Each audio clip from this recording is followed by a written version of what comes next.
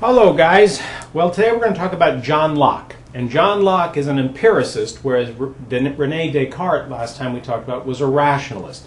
And so now we're going to look at this distinction, which is sort of like the distinction between Plato, who was a rationalist, and Aristotle, who was also an empiricist. Now again, rationalism means that all knowledge comes from reason, through the mind, and empiricism means that all knowledge comes through sensation. Now Locke is known across all time as the guy that first said, the mind is a blank slate, or the mind is a blank piece of paper. And Locke is also known for the little problem that people love to talk about in philosophy, a conundrum about a tree in the forest. And so today we're going to look at that problem. And here's the problem. If a tree falls in a forest and there's nobody there, no ears there to hear it, does that tree make a sound? And as Locke is going to show you, the answer is actually, well, no. So how can that be? Obviously, a tree makes a sound if somebody's around it, so why in the world would somebody think it makes no sound if no one's around it? And the problem there is not that it doesn't make sound waves, it's that there's no ears to receive those sound waves, and so those sound waves are not really the same thing as a sound. So let's look at how we come to this problem with John Locke. John Locke is an empiricist, as I said. All knowledge comes into your mind from the external world. We are all born, for Locke, equally stupid. It's a very nice idea, very satisfying to know that no one is smarter than anyone when they're born. We all start out totally stupid.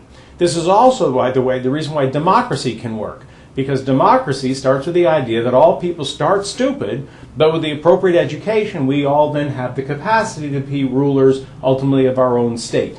That's a brand new and dangerous idea, because Locke is also the fellow who gave us the idea of inalienable natural rights. And that is probably one of the most dangerous ideas in all of history.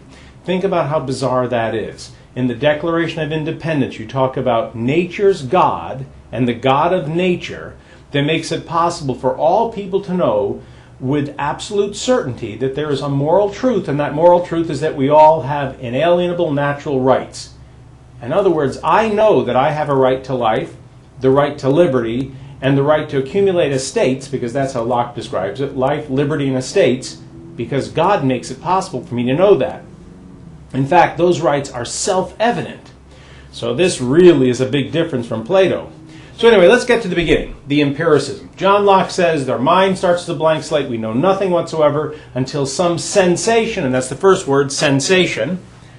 Sensation is simply the information that hits your eye, for example, which then allows your mind to create an image, which he calls a simple idea.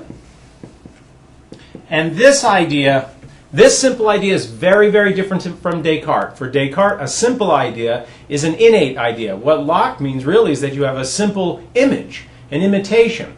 And that simple image then allows us to come up with complex ideas. And complex ideas are assembled in our mind. And complex ideas are what we would call perception. And again, Locke, like Descartes, is going to say perception is dependent upon thinking. But the idea is that there's nothing in your mind that wasn't first put there through sensation. So we have a sensation which goes into the mind, has simple ideas. We put those simple ideas together into complex ideas, and that's how I can think of something like a three-headed green rhinoceros, because I've seen green, I've seen a head, I know what a rhinoceros's head looks like, and I can put those simple ideas together into this complex idea of a rhinoceros.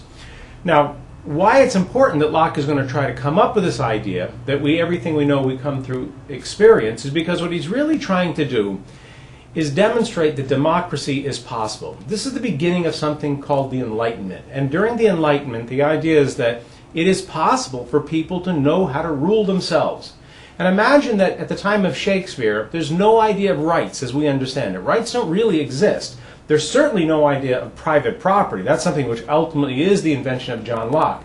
And yet we all think we have rights, and I get the right to own my stuff, and what's mine is mine, and keep your hands off my stuff. That's all the legacy of John Locke. In fact, the Tea Party is actually, in some very significant ways, the direct descendant of Lockean libertarianism. In other words, for the Tea Party, we need limited government. Well, it's the same kind of things that Locke would have said. Though, of course, he also wanted to have a strong government as well, so the Tea Party is not exactly consistent with Lockeanism, but the Tea Party does have something which Locke does have, and that's libertarianism. So Locke is really considered the originator of something called the libertarian. And we know what a libertarian is. A libertarian for Locke is somebody that says that the job of government is to protect your inalienable natural rights. All right, that tree in the forest. If a tree falls in the forest, there's two things that happen. That tree first has the capacity to have what's called primary qualities. And primary qualities, this is a very important idea, a primary quality. A primary quality is something that exists in a thing, and we apprehend that thing that exists as it is. So think of a think of a quality as a power. So for example, this marker has the quality of being there. In other words, it really is there. It's there, I see it there. That's the primary quality of substance or existence. How many markers are here? Well, there's only one. That's the primary quality of number. What about its weight? We can say, well, that's a primary quality, its shape and its weight and things like mass. These are qualities that this marker has that can be apprehended exactly as they exist in the thing. Weight, probably not so much, but if we put it on a scale, we could say yes.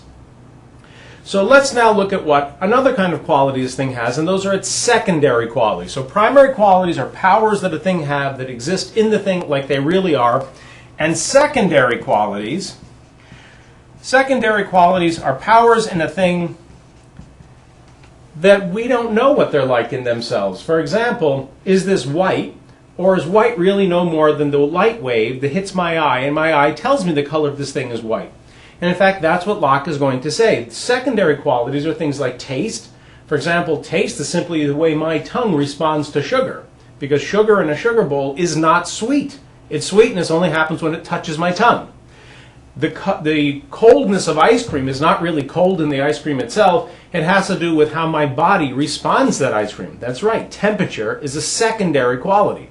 And Locke proves that by saying if you have 3 bowls of water, an ice-cold bowl of water here and a hot bowl of water here, and the middle bowl is lukewarm, if I put my hands in those 2 bowls of water, the cold one is freezing, the hot one is boiling, I take them both out and I stick them in the lukewarm water, that both hands will give me a different statement. My right hand, which was in the cold water, will say that's hot. My left hand that was in the hot water will say that's cold. How can the same bucket of water be both cold and hot at the same time? Unless, of course, the experience of cold and hot are in me and not in the water. And that's exactly what Locke says.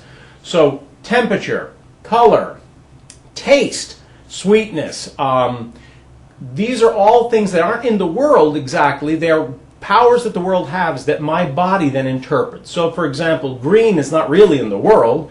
Green is the fact that there's some power in the world that will ignite one of my, or stimulate some of the cones in my eye, which then I interpret as green. So, in fact, flowers are not red or green or blue. Plants simply have powers and our eyes receive them in that way. So colors don't exist in the world. Colors are how our body responds to the world. All right. So if a tree falls in the forest and there is no ear to hear the sound waves of that enormous tree crashing to the forest floor, does it make a sound? No, it does make sound waves. So when you leave your radio on and you leave your room and there's nobody to hear the little plastic diaphragm vibrating inside that radio, it's not making sound at all. It's making sound waves. But until an ear picks up those sound waves, there's no sound. So sound is how the human body or the animal body or any body responds to those sound waves, those tastes and so forth that are in the environment.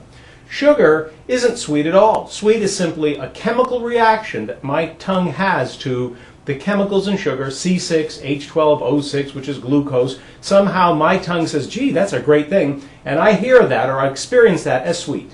So that's the end of today. John Locke, primary qualities and secondary qualities. If I were giving you a quiz, they would be on the quiz. And the idea of 3 inalienable natural rights, and we're going to look at that a little bit in greater detail in just a second.